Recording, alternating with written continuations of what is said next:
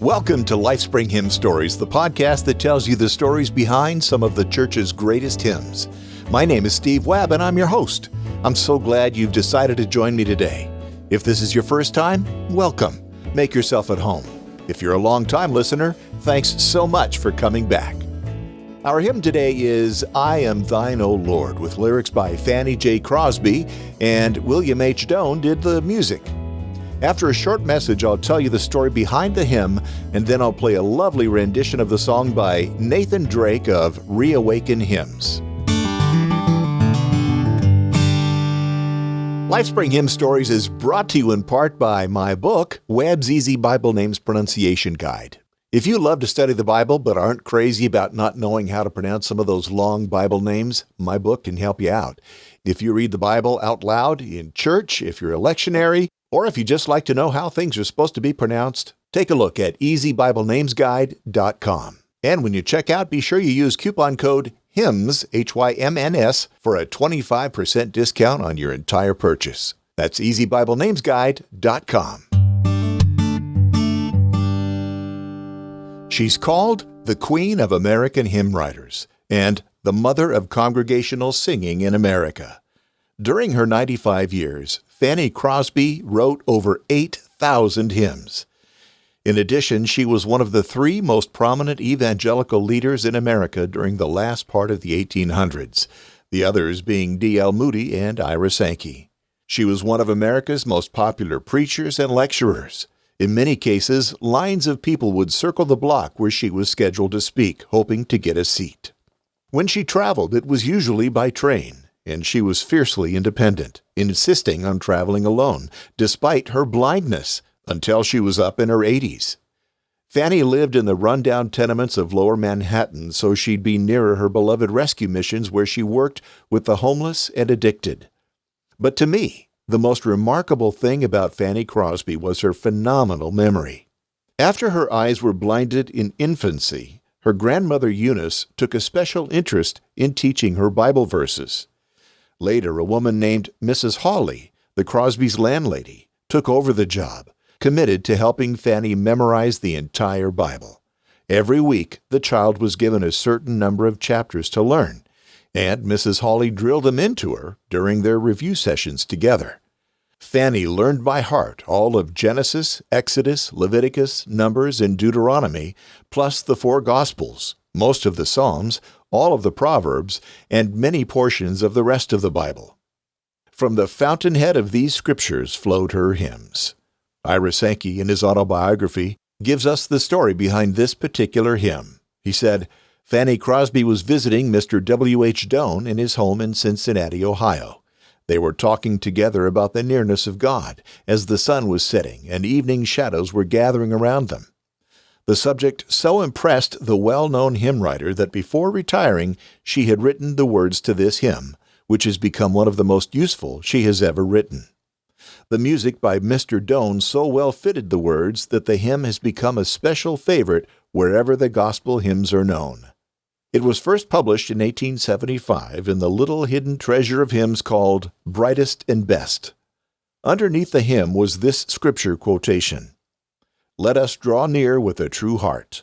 Hebrews 10:22.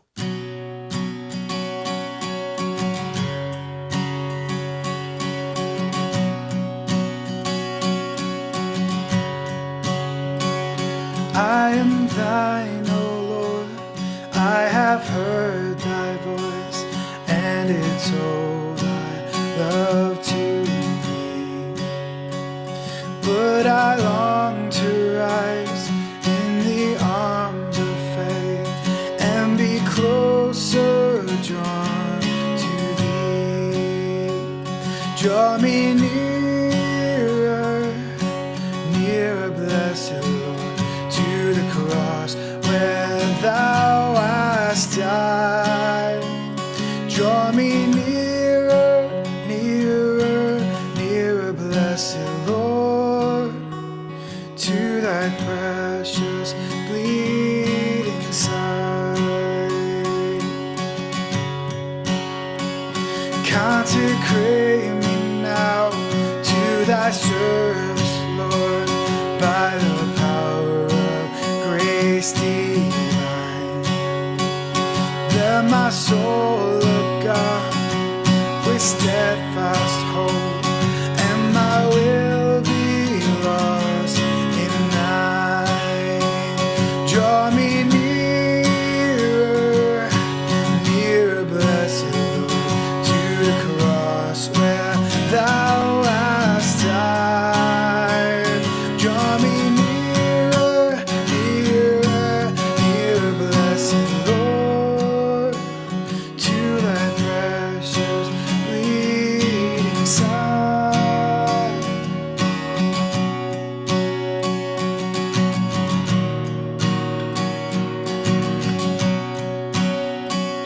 Draw me nearer, nearer, blessed Lord, to the cross where thou hast died.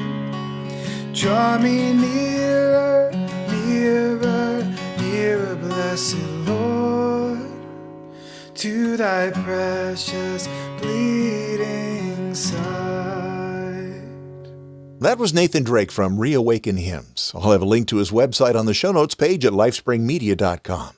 Hey, Nathan, thanks so much for letting me use your music today. I really appreciate it. The source material for LifeSpring Hymn Stories is from Robert J. Morgan's books, Then Sings My Soul, Volumes 1 and 2. You can find those books wherever books are sold. If there's a hymn that you'd like to know the background of, drop me a line at steve@lifespringmedia.com. I'll do my best to find the story and a version of the hymn that I can play on the show. In the meantime, you'd be doing me a great favor if you'd write a review at the iTunes Store, in the Apple Podcast app, or wherever you get your podcasts if they have a review section. Speaking of where you get your podcasts, if you haven't already, be sure you subscribe to this podcast and be aware that LifeSpring Hymn Stories is but one of 9 shows available at lifespringmedia.com. I'm in the process of restarting production on a few of these shows, as you may know, and a brand new show debuted this last week. It's called In the Word with Mel Bennett. Pastor Bennett was my pastor for over 20 years and was the man that allowed me to use the church audio equipment to produce the first several episodes of the LifeSpring podcast way back in 2004. And now, by popular demand, he has his own show, which I'm honored to produce. If you'd like to know more, you can find his show at lifespringmedia.com, along with over 2,000 episodes of other podcasts at lifespringmedia.com, and 99% of those are evergreen, meaning that they have as much application to life today as they did the day they were produced. There are interviews, I narrated the Bible several times, and there's a fun music show, plus a whole lot more. Check them out, lifespringmedia.com. And by the way, there's another brand new show in the works there as well. Keep a sharp eye out. Please remember to check out EasyBibleNamesGuide.com. The sales of my book truly do help make this show possible. If you like what you hear here, see if Webb's Easy Bible Names Pronunciation Guide might be able to find a place in your library. And if you've got a business that needs a voice, I'd love to talk to you about voicing a video, a radio or TV commercial, or whatever sort of project you have in mind. Email me at studio@stevewebbvoiceovers.com. Thanks so much for listening today. Next week, we'll look at the story behind another hymn. Until next time, may God bless you richly. I'm Steve Webb.